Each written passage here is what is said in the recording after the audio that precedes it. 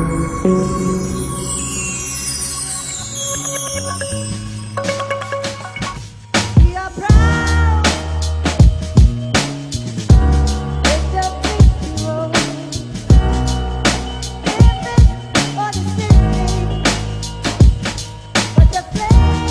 à tous, je m'appelle Béatrice Brun-Olucci, je suis éducatrice de santé en naturopathie. Alors aujourd'hui, nous allons parler de l'hygiène vitale à travers le jeûne. Donc, je vais vous présenter les techniques en naturopathie, vous expliquer un petit peu comment est-ce qu'on va faire le jeûne, vous présenter aussi le kit tout à l'heure. Donc là, il faut savoir que la naturopathie est basée sur 10 techniques. Donc, 4 techniques majeures et 6 mineures.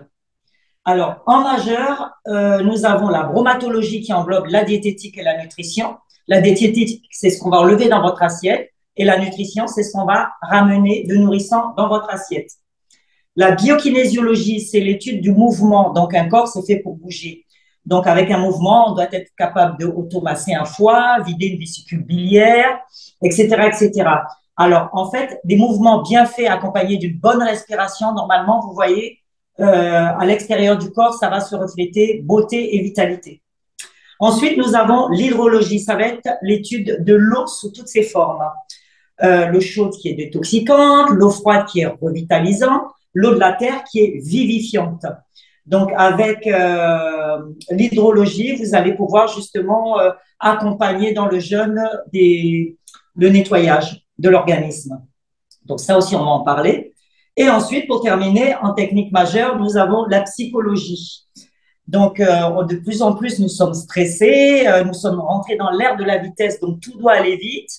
Et donc, la psychologie trouve vraiment une grande place quand on cherche à se nettoyer et quand on cherche vraiment à avoir une bonne vitalité. C'est important qu'au niveau de la tête aussi, on fasse le vide, qu'on fasse aussi le nettoyage. Donc, on va s'occuper du corps physique, vital, mental. Donc, voilà les 4 techniques majeures. Ensuite, une fois que nous avons mis en place des techniques majeures, maintenant, on peut utiliser les techniques mineures. Ça veut dire qu'on ne peut pas utiliser les techniques mineures tant qu'on n'a pas utilisé les techniques majeures. Je vous expliquerai après pourquoi à la fin. Donc, en phytologie, en premier, nous avons la phytologie qui a 3 branches. Donc, les huiles essentielles, les fleurs de bac et les plantes.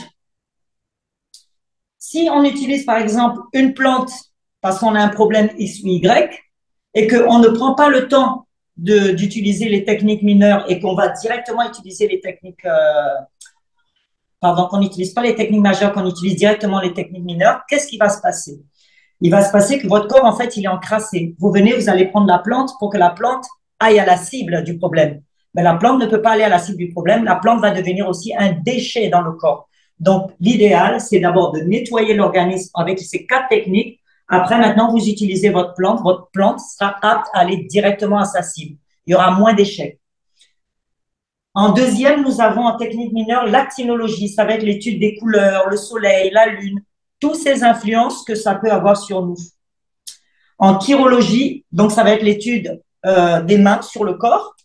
Hein, un corps, normalement, moi je dis toujours que dans les familles, une fois par semaine, on devrait se faire masser, chacun son tour, et c'est vraiment, vraiment, vraiment nécessaire. Alors c'est pareil pour les massages. Admettons que vous vous sentez fatigué, et puis bon, ben, vous allez voir une masseuse ou un masseur qui vous masse, alors que vous vous êtes massé, vous avez tous vos émonctoires qui sont bouchés, c'est-à-dire au niveau des intestins, vous n'avez pas évacué, et puis vous allez vous faire un massage. Je peux vous dire que c'est déjà arrivé d'entendre des gens dire ben moi je suis sorti du massage, le masseur il m'a bousillé le dos, ou bien le kiné il m'a fait ceci, il m'a fait cela. C'est pas la faute du masseur, c'est pas la faute du kiné. C'est juste que votre corps il est encrassé, et puis vous allez vous faire masser. Ben en fait tout ce qu'il a remué, ça va où? Ça reste dans le corps, et donc ça intoxique encore plus le corps. Donc l'idéal c'est d'ouvrir les émonctoires, on va en parler tout à l'heure. Et après, maintenant, vous utilisez le massage, et bien là, vous pouvez être sûr que le massage sera plutôt efficace. Ensuite, nous avons la pneumologie. Ça va être l'art de respirer et de ventiler les poumons. Alors, vous savez que quand vous venez au monde, déjà, la première nourriture que vous recevez, c'est c'est de l'air. Donc, c'est vraiment une bonne nourriture. Quand on prend vraiment conscience de la respiration, déjà, il faut savoir que déjà, quand on fait un mouvement et que la respiration est accompagnée, vous pouvez être sûr que le mouvement que vous faites avec la bonne respiration, le muscle qui est ciblé, hein, va bien se former, va bien se détoxiner. Enfin, il y aura un travail de fait parce que justement, la respiration avec le mouvement qui va ensemble, direct, ça va aller à la cible. C'est pareil, l'art de respirer et de ventiler les poumons. Donc, admettons qu'en pleine nuit, vous avez de l'insomnie. Franchement, essayez. Vous prenez le temps, vous faites une inspire longue et profonde. Arrivez là-haut, vous bloquez, vous comptez 6 secondes. 1, 2, 3, 4, 5, 6 secondes. Et hop, là, vous lâchez l'air, vous faites descendre l'air, mais vous faites tout ça en douceur. Cet échange doit se faire vraiment en douceur. Eh bien, vous serez étonné, vous allez vous endormir, vous savez même pas à quel moment vous êtes endormi. Donc, c'est juste pour vous dire que l'oxygénation est vraiment quelque chose de très, très, très important. Hein, on peut rester des jours sans manger, mais on peut pas rester 1 heure sans respirer. Ça, c'est pas possible. Ensuite, nous avons la réflexologie, qui n'est pas que plantaire. Tout le monde connaît la réflexologie plantaire, mais il faut savoir que nous avons des points flex sur tout le long du corps. Et ensuite, il faut savoir qu'en réflexologie, c'est pareil, si les organes sont bloqués malgré qu'on a fait une bonne détox, donc là, à ce moment-là, on va utiliser la réflexologie pour venir un petit peu booster un petit peu certains points qui correspondent à un organe cible, etc., etc. Donc la réflexologie, c'est vraiment très, très intéressant, surtout quand vous marchez pieds nus déjà, vous faites de la réflexologie.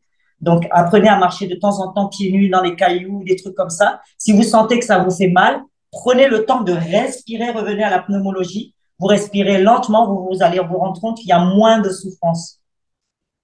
Et pour terminer, en dernier, en technique mineure, nous avons magnétologie, le magnétisme que nous avons tous dans nos mains. Donc, je donne toujours comme exemple une maman qui a son enfant qui a mal à la tête ou qui a mal au ventre. Qu'est-ce que les mamans, on aura le réflexe de faire tout de suite? On va toucher l'endroit où l'enfant a mal. C'est du magnétisme. Alors, le magnétisme, c'est un transfert d'énergie à un autre. Voilà, donc la personne qui magnétise a intérêt à avoir beaucoup de vitalité parce que quelqu'un qui magnétise ou quelqu'un qui fait des massages, si la personne a moins de vitalité que la personne qui va être massée ou bien magnétisée, sachez que la personne qui fait du magnétisme peut ressortir de là, pareil, très fatiguée. Donc attention justement à tout ça. Bon, magnétologie, nous le connaissons bien ça en Afrique, les massages, les passes que l'on fait sur le corps et puis qu'on enlève, on débarrasse un petit peu toutes ces énergies usées. Donc c'est très intéressant. Donc voilà pour les techniques. En naturopathie, nous allons travailler qu'avec cette technique. Je n'aurai pas de remède à vous donner parce que le remède, pour nous en naturopathie, ça renvoie le mal en profondeur. Il faut savoir qu'en naturopathie, on essaie plutôt d'éjecter le mal de l'intérieur vers l'extérieur. La maladie, c'est plus un ami qui nous veut du bien plutôt qu'un ennemi qu'il faut abattre. Lorsque vous êtes malade, lorsque la maladie apparaît, c'est juste votre corps qui vous signale qu'à l'intérieur, il y a du désordre. Donc, qu'est-ce qu'il y a à faire? Il faut apprendre à nettoyer. Dès lors où vous prenez un remède, même si c'est un remède qui est naturel, à coup de gingembre et de citron pour faire taire un rhume, sachez que ce rhume ou bien cette toux, vous le renvoyez même si c'est avec du naturel. Bon, vaut mieux toujours du naturel que de la chimie. Donc, une fois que vous avez calmé tout ça, moi, je vous donne un conseil. Vous avez intérêt à faire une cure de nettoyage que je vais vous expliquer tout à l'heure. Parce qu'à force de prendre des remèdes, d'enfoncer, soyez pas étonnés. C'est pour ça que de nos jours, on a de plus en plus de cancéreux, on a de plus en plus de maladies dégénératives. C'est tout simplement parce que toutes ces maladies, on a l'habitude aujourd'hui de les refouler plutôt que de comprendre qu'il y a le ménage à faire et à renvoyer tout à l'extérieur. Voilà, donc j'en ai terminé pour les techniques en naturopathie. Donc tout le long des explications, on va vraiment parler, voilà.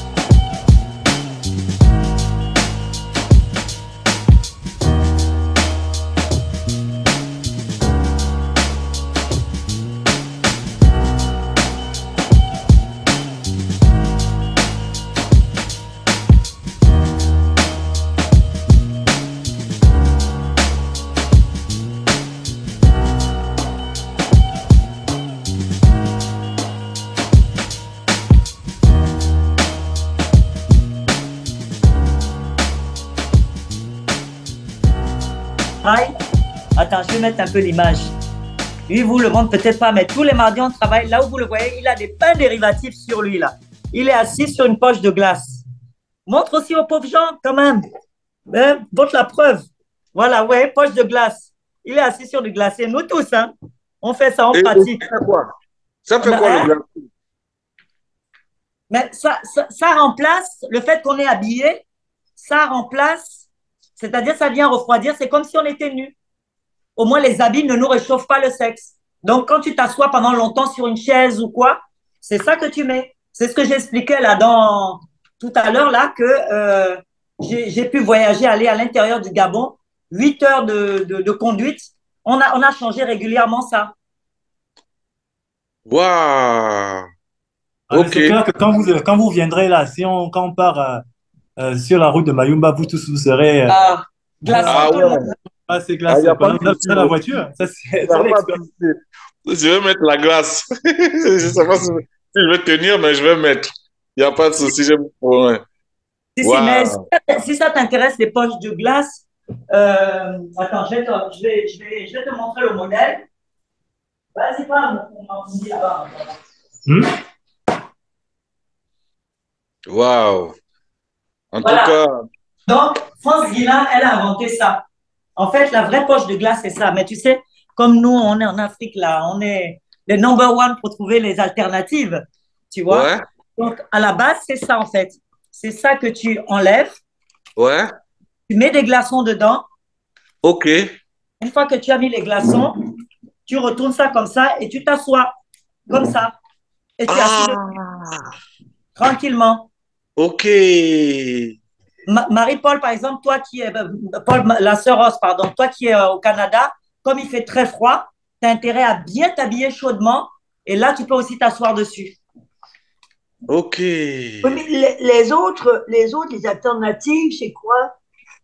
Nous, ben, écoute, c'est des trucs que tu mets normalement au congélateur, c'est les petites, tu sais, les petites Oui, poches là, ok. avec un espèce de petit gel dedans là. Oui, oui.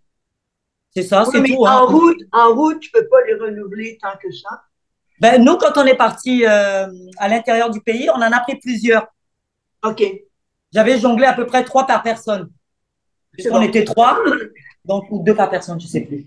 Et donc, on avait mis dans une glacière avec bourrée de glace. Oui, Ça a tenu 8 heures. Hein. ok. C'est bien. Donc, donc, tu cherches sur Internet bain dérivatif Comment? de France, bain dérivatif de France Guillain. Bain dérivatif? Oui. Est-ce que tu connais Rika Zaraï? Non. Mais oui, L'animatrice. l'animatrice, attends, Rika Zaraï, c'est une dame de la télé, ça. Une chanteuse, attends. Je Oui, n'écoute oui, pas la oui, télé. oui. Non, toi, tu es un ancien, tu connais, tu connais. Tu connais. Et c'est lui qui avait inventé les bains de siège, c'est un homme. Hein. D'accord. Les bains de siège, ça te dit quelque chose, Marie-Paul? Oui, Voilà. Autrefois, il y avait des bidets, des trucs comme ça dans les oui. constructions. Aujourd'hui, les bidets ont disparu. Ben ça remplace le bidet, en fait. Parce que le bidet, à l'époque, on avait conscience que régulièrement dans la journée, il fallait venir refroidir le sexe, justement, pour faire circuler le fameux fascia, qui ne Alors, circule plus. bain dérivatif. Voilà. Ok. France Guillain. Ok.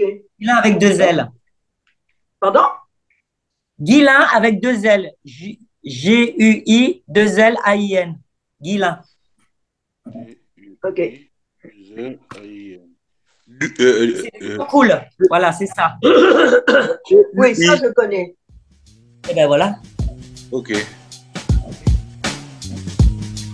Bon, bah super.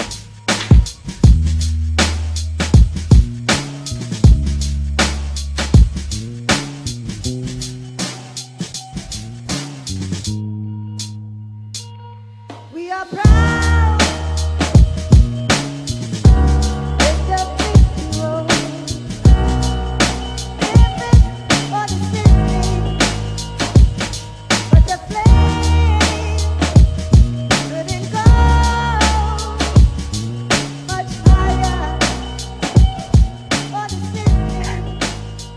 Alors, Fine, fine. Eh bien, maintenant qu'on a eu Béatrice, qu'on a vu tout ce qu'il y a à faire au quotidien pour notre santé, je propose eh bien qu'on puisse passer à l'enseignement extrêmement important que va aussi nous proposer la sœur Ross. Sœur Marie-Paul Ross, merci beaucoup pour ta présence, merci beaucoup pour l'enseignement que tu as accepté de nous délivrer aujourd'hui. Sœur Marie-Paul Ross, il faut savoir qu'elle a une formation en docteur en psychologie clinique, une formation d'infirmière, une formation en psychothérapeute et une spécialité en sexoanalyse. Bonsoir Marie-Paul, bonjour à toi. Oui, bonsoir. Bonsoir à tous. Je suis bien contente d'être là, puis merci pour l'invitation. Avec joie, avec joie. Alors, de quoi vas-tu nous parler aujourd'hui? Je devrais vous parler aujourd'hui d'un élément tellement important et après l'exposition magistrale de Béatrice, euh, ça va être beaucoup plus facile pour les gens de comprendre. Et c'est vraiment l'expérience spirituelle authentique et la maturité affective spirituelle. C'est dans ce thème-là que je veux développer un peu aujourd'hui pour que l'on soit vraiment des personnes en pleine santé, des personnes épanouies, des personnes qui ont le goût de vivre et qui savent trouver en eux-mêmes la force de vie, qui savent récupérer en eux-mêmes une source vive que nous avons besoin pour bien vivre notre pèlerinage terrestre et pour ne pas se laisser décourager, décourager dans les épreuves, dans les difficultés qui sont inhérentes à la condition humaine. Je dirais en premier, spiritualité, ça veut dire quoi? Parce qu'aujourd'hui, c'est un mot qui est souvent mal utilisé. Les gens vont l'unir à des substances, des consommations ou des plaisirs excessifs, des, des, vraiment des situations éphémères, croyant que c'est la spiritualité. La spiritualité, c'est très profond. La spiritualité, ça suppose vraiment puiser en soi l'essence de notre être qui fait partie des réalités invisibles, mais qui est bien réelle. Et je pourrais vous mettre une diapositive, la diapositive 1, où on peut voir que un être humain, comme l'a bien dit Béatrice, l'être humain est un être spirituel qui se vit dans une dimension physique. Le je suis, c'est un être spirituel que je dirais même protégé profondément contre le mal. Mais c'est quoi qui arrive quand on a de la difficulté à se vivre au niveau de notre être spirituel? Nous avons dans la diapositive le je suis, le centre bleu. Je demande souvent à des personnes, qui es-tu, toi? Ils vont souvent nommer leur nom, leur profession. Non, mais toi, qui es-tu profondément? Les gens de la difficulté, ils peuvent dire en fait, je suis un être spirituel habité par le divin. Je suis un être profondément habité par cette source intarissable qui est le divin en soi. Mais qu'est-ce qui se passe pour que les gens ont tant de difficultés à se vivre dans l'essence de notre être, à se vivre comme étant des êtres divins? Je suis créé à l'image de Dieu. Et comment en arriver à cette maturité spirituelle qui nous permet de nous vivre dans le meilleur de notre être.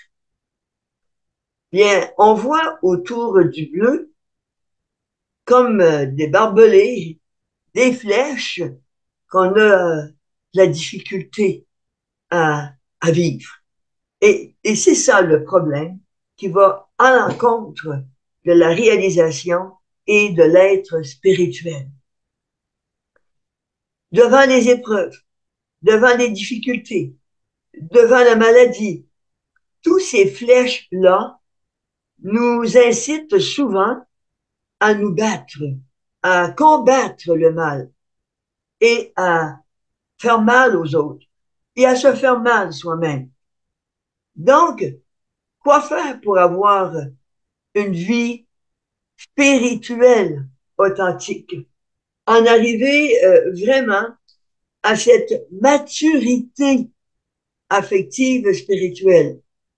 Bien, il faut connaître le mécanisme, il faut connaître des façons naturelles, accessibles et simples pour nous conduire à, à demeurer dans l'essence même de notre être et dans le meilleur de soi.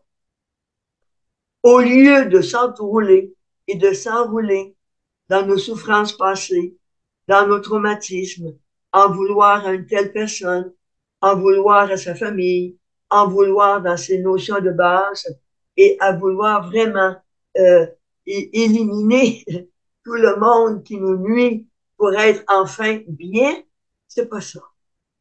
J'ai pas à éliminer les autres. J'ai à actualiser qui je suis, moi. Et pour contrer les difficultés qui entourent tout ce je suis, je dois apprendre à libérer les malaises.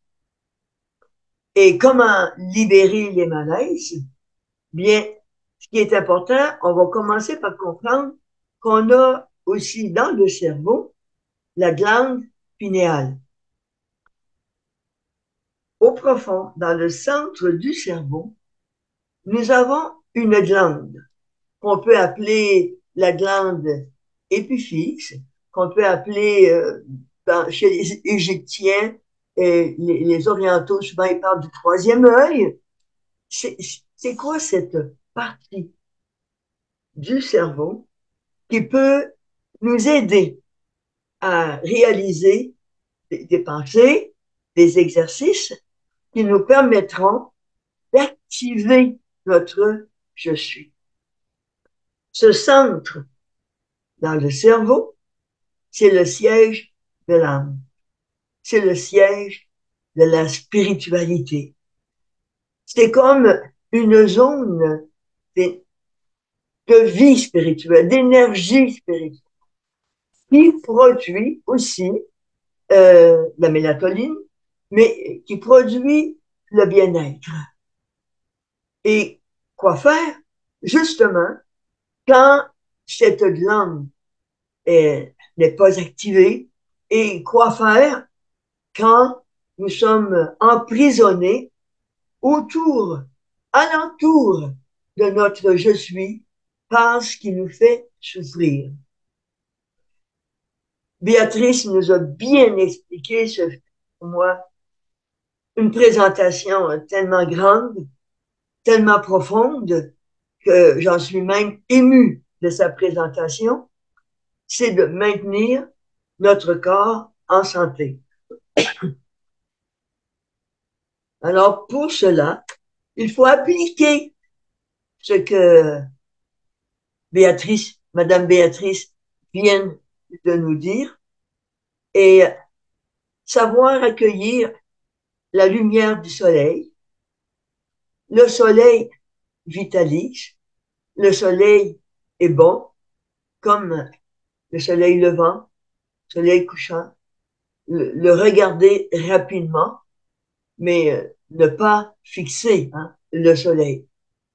Et on sait l'obscurité quand l'on dort. Donc, cette glande-là est activée par le jour et la nuit. La lumière du jour et la noirceur de la nuit. Mais quelque chose de bien important, il y a des choses physiques.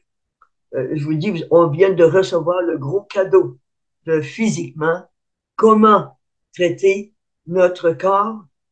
Bien, il y a la méditation. Comment alimenter notre âme? Comment alimenter notre être spirituel, notre je suis? La méditation. La méditation, c'est simple. Les gens disent, ben comment je vais méditer? Qu'est-ce que je dois faire? Mais c'est compliqué. Je dois être en extase. C'est comment je dois être? Non. La méditation, c'est assurer le calme intérieur. C'est de se rappeler que je suis habité par le divin. C'est se rappeler que je suis un être spirituel. Et quand je suis activé par plein de choses qui m'entourent et qui me rendent la vie difficile, je dois assurer le calme. La respiration est excellente. Je dois penser au calme. Je dois penser à la paix. Je dois penser à l'amour. For the city,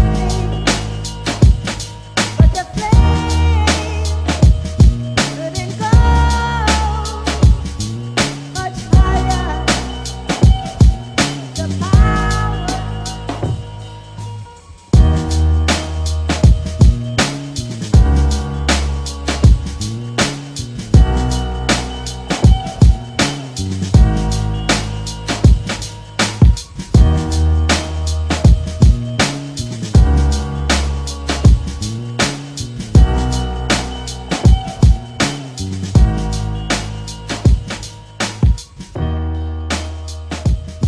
Bonjour, alors je me présente, je m'appelle Kalos, je suis donc un militant panafricain et en tout cas je suis là pour présenter une grande dame, vraiment une personne qui mérite d'être très très très très bien connue. Alors elle s'appelle Laura Nina Laventure. Donc, c'est une psychologue, psychothérapeute. C'est vraiment une dame de grande valeur, hein. Vraiment, elle est très, très soucieuse du bien-être de l'humain, du bien-être de l'humanité. Elle a créé justement une structure qui s'appelle Maïna, justement, où elle a rassemblé tous les professionnels, tous les spécialistes bien intentionnés, hein, les spécialistes qui sont dans le bon sens, OK, et qui s'occupent du bien-être, de la santé holistique. Et c'est vraiment une plateforme très, très, très lumineuse, rayonnante, que vraiment je vous recommande de connaître. En tout cas, effectivement, elle a pris beaucoup d'initiatives, surtout en ce qui concerne la communauté afro-descendante, mais aussi l'humanité en général. C'est vraiment une personne très, très, très riche et justement dans le cadre de ce dialogue interreligieux, ok, le dialogue interreligieux qui, moi, me parle, hein, parce que un projet cher à un certain Cheikh Anta Diop, qui est mon leader. Voilà. Et donc, dans ce cadre-là, elle a justement réuni beaucoup de spécialistes dans cette émission. Et là, elle va vous faire une présentation. Euh, je pense elle doit être, si elle est dans le forum, Laura, ah oui, non, c'est moi qui suis invité, donc c'est normal que tu dois être là. Je suis là. Bonjour à tout le monde. Ok, bah écoute, je vais te laisser la parole justement pour que tu puisses délivrer ton excellente présentation que tout le monde attend. Voilà, merci.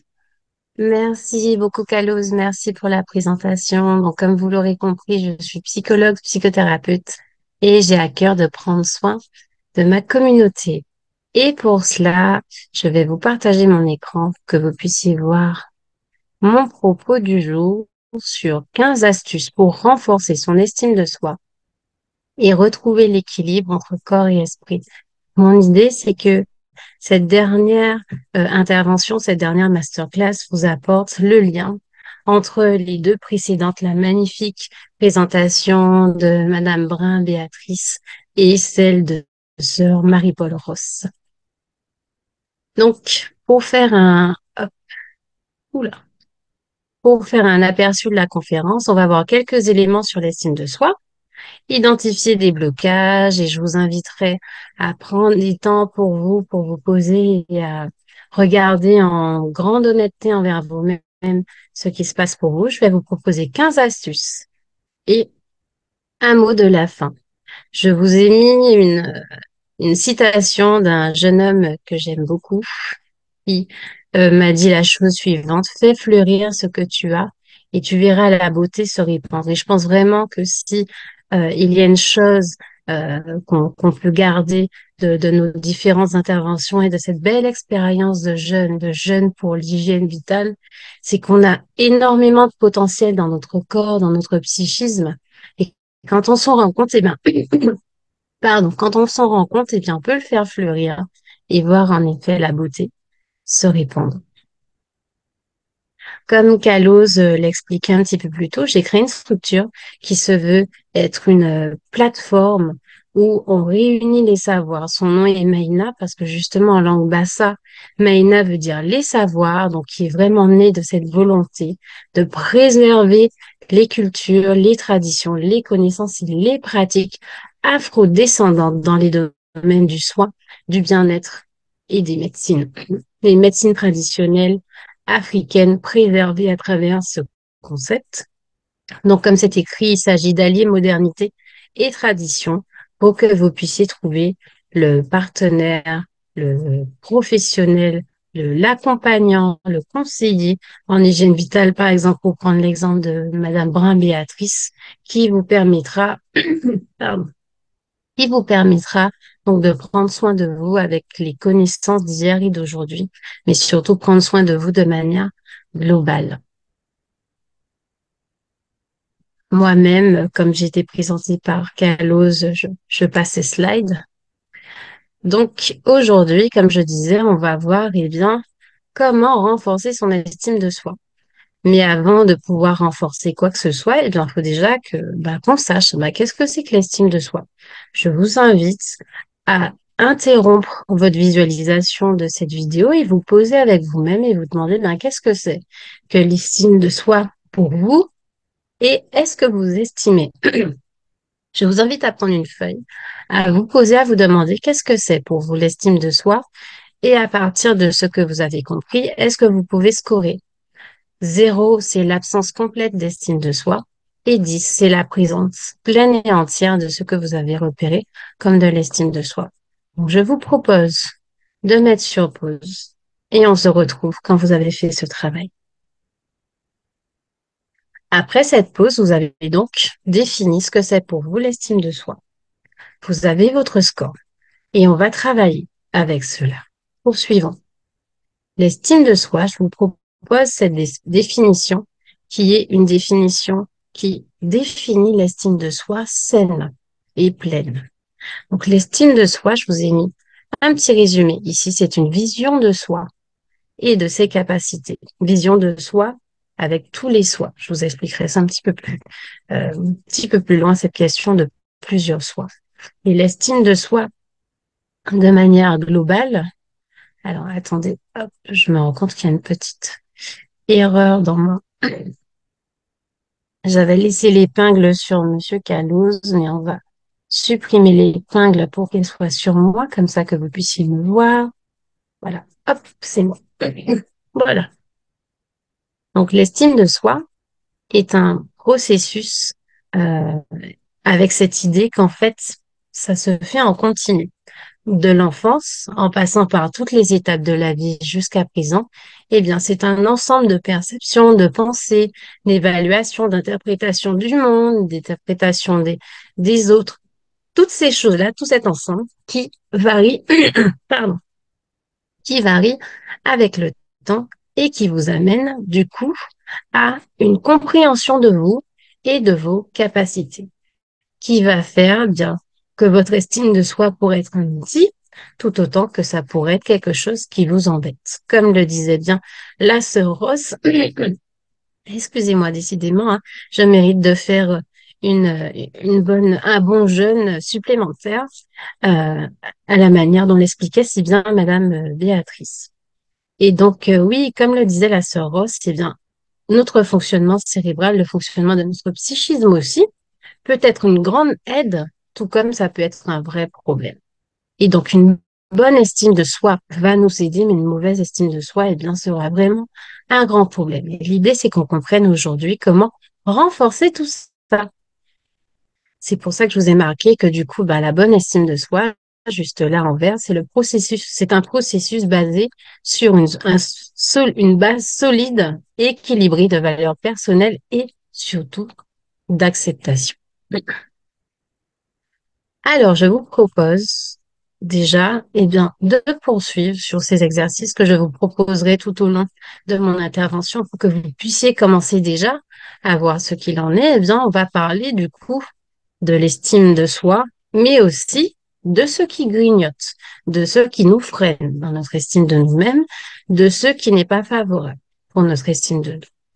C'est ce que j'ai nommé pour faire plus simple aujourd'hui des blocages. Des blocages dans l'idée que c'est quelque chose qui nous bloque. C'est une barrière littéralement qui nous empêche d'aller là où on veut, d'accomplir ses désirs, d'atteindre ses objectifs. Donc, pareillement, je vous invite à faire ce travail d'arrêter la vidéo et de chercher à identifier ce que c'est que pour vous un blocage qui sera un blocage personnel, mais aussi, comme je l'ai écrit juste ici, un blocage que vous avez repéré dans notre diaspora et sur notre continent. Je vous invite à faire ce travail de prise de conscience, prendre du temps pour regarder ce qui se passe.